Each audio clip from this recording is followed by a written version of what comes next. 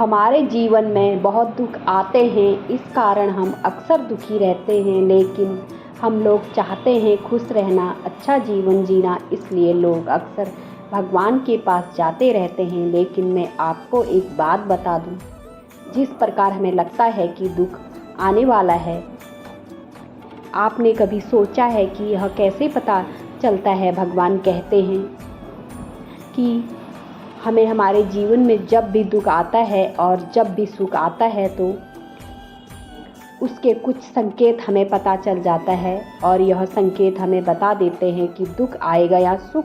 उसी प्रकार सुख आने के कुछ संकेत होते हैं हर व्यक्ति के जीवन में। एक बार ऐसा समय आता है जब उसे हर जगह से निराशा और निराशा ही मिलती है, लेकिन कहते हैं ना कि हमेशा समय एक जैसा नहीं होता,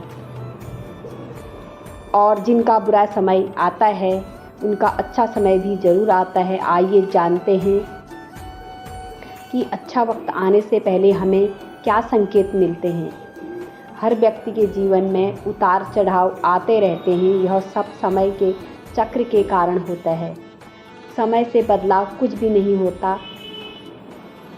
आपने अपने जीवन में व्यक्ति को राजा से रंग और रंग से राजा बनते हुए भी देखा होगा। जब भी आपके जीवन में बड़ा बदलाव होने वाला होता है तो ऐसे बड़े बदलावों से पहले आपको ईश्वर या सृष्टि के द्वारा कुछ ऐसे संकेत प्राप्त होते हैं कि आपके आने वाले समय में ईश्वर ने आपके लिए कुछ अच्छा सोचा। आइए जानते हैं उन खास संकेतों के बारे में जो भगवान अच्छा समय आने से यह पहले देते हैं। ब्रह्म मुहूर्त में खुलना, बहुत सारे ऐसा लोग होते हैं जिनकी नियमित रूप से उठने से पहले आँख खुल जाती है। यदि आप यह देख पा रहे हैं कि आपकी नींद ब्रह्मा मुहूर्त में खुल रही है, यानी सुबह बजे से 5 बजे के बीच खुल रही है, तो आपके जीवन में बहुत ही बड़ा बदलाव आने वाला है, यानी कि आपका जीवन की योग्य राह मिलने वाली है। इसलिए आपको पहले ही भाप जाना चाहिए कि आपके जीवन में कुछ अच्छा घटित होने वाला है, क्योंकि यह ब्रह्मा मुहूर्त भगवानों के उठने का समय होता है। जब हमारे जीवन में कभी भी यदि हम ब्रह्मा मुहूर्त में हमारी आंखें खुल जाती हैं तो हमें समझ जाना चाहिए कि भगवान उस समय हमारी आंखें खोलकर हमें संकेत देना चाहते हैं कि आपका अच्छा समय निकट है या अच्छा समय आने वाला है। अच्छा समय आने के दूसरे संकेत होता है कि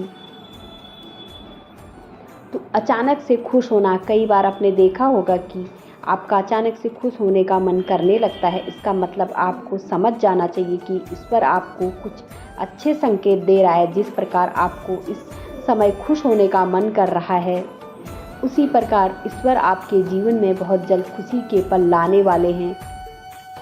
खुशियों का अनुभव होने वाला है। जितना भी दुख आपने अपने जीवन में देखा वह बहुत जल्द खत्म हो जाएगा। ऐसे समय में आपको मन प्रफुल्लित हो उठता है और आपको जानकर हैरानी होगी कि आप उस समय यदि गलत स्थिति में भी होंगे तो भी खुश रहेंगे। नकारात्मक आपके पास होगी ना, तब भी आपको दुख नहीं मिलेगा, आपको खुशी प्रतीत होगी। अच्छा समय आने का तीसरा और महत्वपूर्ण संकेत यह है कि गौ माता का आगमन। अगर आपके घर में प्रतिदिन गौ माता का आगमन हो रहा है या आपसे है तो यह बहुत ही शुभ संकेत है। अगर आपके घर में पशु पक्षी घोंसला बना रहे हैं तो यह भी बहुत शुभ संकेत माना जाता है। इसके अलावा अगर पक्षियों की चहचहाट आपके घर में आसपास दिन प्रतिदिन बढ़ती ही जा रही है तो संकेत भी जीवन में बहुत ही जल्द सकारात्मक बदलाव लाने वाला है। अक्सर लोग जीवन में महत्व देते ही नहीं। आप लोग नहीं जानते कि यह जानवर हमारे लिए क्या महत्व रखते हैं। यदि गौ माता का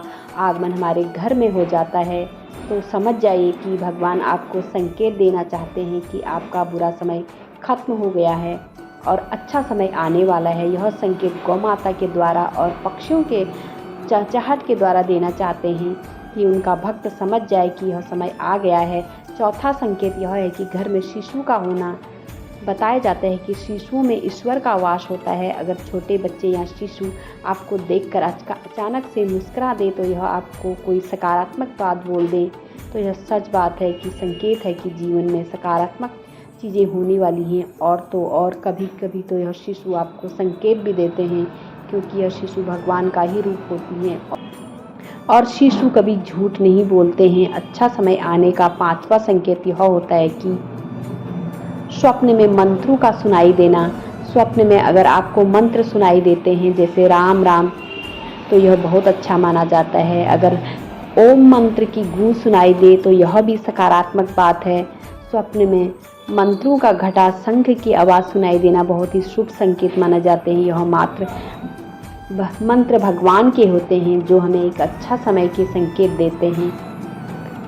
और सपनों में मंत्र आना शुभ भी माना जाता है। अच्छा समय आने का 6वां संकेत यह होता है कि कर्जन होना। कई बार आपने देखा होगा कि आप कर्जवान हुए और अचानक से आपको कर्जा मुक्ति का मार्ग मिल गया, तो यह ईश्वर का सकारात्मक संकेत या पैसों के लेन देन में आपके पक्ष कोई फैसला आता है। इसका मतलब यह है कि जीवन के लिए शुभ संकेत है। धन के अलग अलग स्रोत बनाना भी ईश्वर का ही संकेत है। इससे यह पता चलेगा कि जीवन की आर्थिक परेशानियां समाप्त होने वाली हैं। जीवन में धन का आगमन बहुत ही तेजी से होने वाला है। आपने भी कभी सोचा होगा कि यार इतना सारा कर्ज के है, कैसे उतरेगा, कौन उतारेगा, और एक दिन एकदम से होता है कि आपको कर्ज माफ हो चुका है या आप कैसे भी कर्ज मुक्त हो जाते हैं, तो यह भी अच्छा समय आने का ही संकेत है। और आखिरी संकेत तो आप सुनकर हैरान ही हो जाओगे। और 7वां आखिरी संकेत यह है कि शरीर के अंगों का फड़कना। पुरुष के दायां अंग फड़कना बड़ा ही शुभ माना जाता है, चाहे वह दाईं आंख हो या दायां हाथ हो।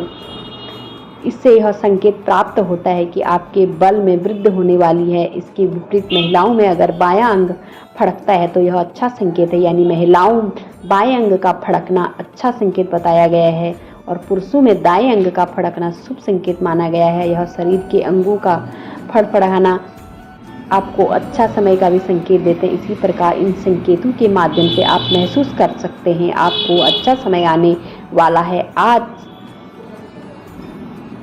जीवन की कुछ अच्छी बातें बताता हूँ जो कि श्री कृष्ण के भी उपदेश हैं। और सब कुछ करो जो तुम्हें करना है, लेकिन लालच से नहीं, अहंकार से नहीं, वासना से नहीं, ईर्ष्या से नहीं, बल्कि प्रेम, करुणा, नम्रता और भक्ति के साथ भगवान श्री कृष्ण इस अनमोल वचन के माध्यम से कार्य करने की नियत का उल्लेख करते हैं। जब किसी भी कार्य करने में अगर लालच होगा, बेईमानी होगी, जलन होगी, तो वह काम ना तो सही होगा और ना इसके परिणाम फलदायी होगा। इससे अतिरिक्त जिस कार्य को हम पूरे मन प्रेम पूर्वक करते हैं तो वो ना ही सिर्फ हमारे लिए बल्कि समाज के लिए भी हितप्रद होगा। जो आप चाहते हैं उसके लिए नहीं लड़ते, जो खोया उसके लिए मत रो। मनुष्य सब कुछ चाहता है पर सब कुछ उसे नहीं मिल सकता। आपको जो नहीं मिलता उसके लिए पश्चाताप मत करो, और जो आपसे खो गया, आपसे अलग हो गया, उसके लिए निराश भी मत हो। ठंड या गर्मी, सुख या दर्द का अनुभव करें। यह अनुभव क्षण भंगुर है, वे आते हैं और जाते हैं। धैर्य पूर्वक सहन करें। समय एक सा नहीं रहता। आज दुख है तो कल सुख भी आएंगे और सुख के बाद दुख भी आना स्वाभाविक है। आपको पूरे धैर्य और श्री कृष्ण पर विश्वास के साथ अपना जीवन निर्वाह करना चाहिए। सत्य कभी नष्ट नहीं हो सकता। अच्छा करने से नहीं डरना चाहिए। लोग अक्सर सच कहने से बचते हैं या डरते हैं, पर सत्य कभी छुप नहीं सकता और ना कभी मिट सकता है। कितना भी छुपा लो पर सच तो उजागर हो ही जाएगा। इसलिए जो बात सच पर आधारित हो उसे करने या कहने, मानने से कभी नहीं डरना चाहिए।